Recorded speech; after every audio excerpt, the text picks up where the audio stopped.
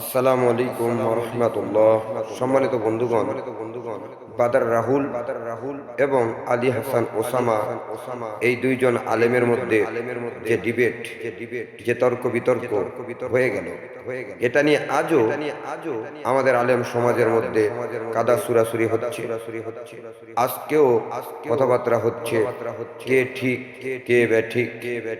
আমি বলবো আলী হাসান ওসামার মতো এত বড় একজন আলেম হওয়ার পরে সবচেয়ে বড় বোকামি হয়েছে বাদার রাহুল, যে ব্যক্তি ঠিক মতো কোরআন পড়তেই পারে না, যে ব্যক্তি হাদিসের ইবারত পর্যন্ত পড়তে পারে না, যে ব্যক্তি একজন ভালো মুফাসসিরের নাম বলতে গিয়ে তিনি ইমাম হাজার আসকালানি বলে, যেটা হবে ইবনু হাজার আসকালানি রহমতুল্লাহি আলাই, একটা ভালো মুফাসসিরকে সে সম্মান দিতে জানে না, সেই ব্যক্তির সাথে ডিবেট করা এটাই হয়েছে সবচেয়ে বড় বোকামি। এই বোকামি আমাদের আলেম সমাজের মধ্যে কেউ যেন না করে, এজন্য অনুরোধ করছি। কেননা আমি আমার বাস্তব জীবনের একটি অভিজ্ঞতা বলছি। একবার এক মূর্খ লোকের সাথে আমার 1 ঘন্টা যাবৎ তর্ক বিতর্ক হয়েছে। হওয়ার পরে সে যখন হেরে গেল, তখন সে বলল, আপনি আমার চেয়েও বোকা। আমি বললাম, কেন ভাই? আপনি তো হেরে গেলেন। সে বলল, আমার মতো একটা পাগলের সঙ্গে আপনি তর্ক করেন, বিতর্ক করেন, একজন আলেম মানুষ, আপনার লজ্জা লাগে না? আমি তখন অবাক হয়ে গেলাম, আসলেই তো তাই। সে তো একটা পাগল, তার সঙ্গে কেন আমি তর্ক বিতর্ক করি? তাই আসুন, এ ধরনের পাগলেরা যখনই কোনো ডিবেটের ডাক দেয় বা দেখা যাচ্ছে বাহাসের ডাক দেয়, অমনি আমরা গিয়ে বসে যাই।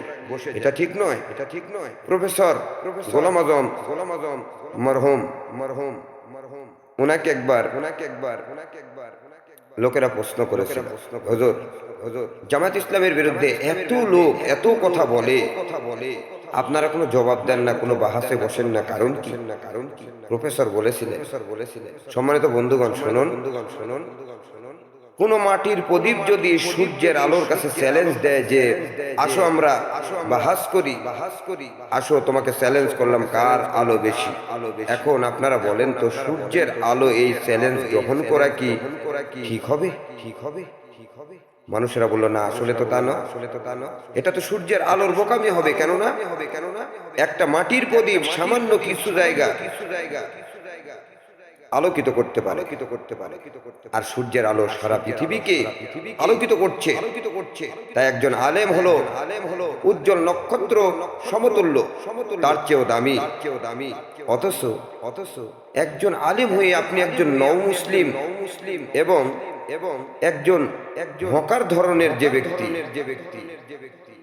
ব্যক্তির কার সঙ্গে কিভাবে কথা বলতে হয় এই যোগ্যতা পর্যন্ত নেয়, তার সঙ্গে আপনি ডিবেট করেন, আপনার মতো বোকা মানুষ তো নাই।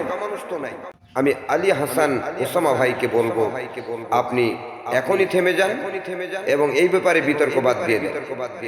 শুধু তাই নয়, কওমি অঙ্গন, আলিয়া অঙ্গন, সবাইকে বলবো, এই আহলে হাদিস নামধারী এই যে ব্রাদার রাহুল, যার নামেরই তো ঠিক নেই, একবার লেখে রুহুল আমিন, একবার লেখে রুহুল আমিন হোসাইন, একবার লেখেন বাদার রাহুল, যে নামের সাথে বিভিন্ন লকব লাগানোর চেষ্টা করছে এবং যে নামের সাথে বিভিন্নভাবে এটা ওটা জোড়াতালি দেওয়ার চেষ্টা করে, তার সঙ্গে কেন বাহাস করবেন? তার সঙ্গে কেন ডিবেট করবেন? ডিবেট তো হতে হয় তাদের সঙ্গে যারা সমপরিমাণ হয়। ছোট্ট একটি দুধের বাচ্চা এসে যদি আপনাকে বলে, আসুন মারামারি করি, আপনার সাজে না তার সঙ্গে মারামারি করা, কেননা সে দুধের বাচ্চা। তাই আসুন আমরা সবাই ঠিক হয়ে যাই। আল্লাহ তাআলা আমাদের সবাইকে বোঝার তৌফিক দান করুন। আল্লাহ তাআলা আমাদের সবাইকে দ্বীনের জন্য, ইসলামের জন্য, কোরআনের জন্য, জান্নাতের জন্য কবুল করুন। আমিন, আল্লাহুম্মা আমিন। আসসালামু আলাইকুম ওয়া রাহমাতুল্লাহ।